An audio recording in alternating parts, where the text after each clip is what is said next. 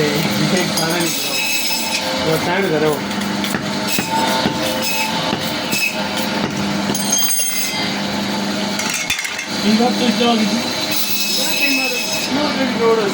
جناب آ رہے تھے کٹائی ہونی کوئی گوشت نہیں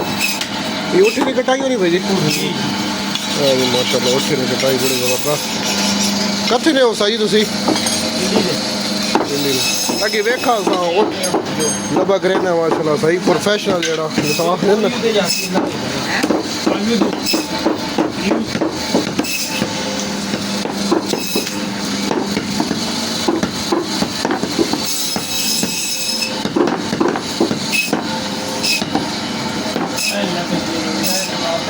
تھوڑی کٹائی ہوئی یہ چھوٹی گاہ بھائی میں نظر سے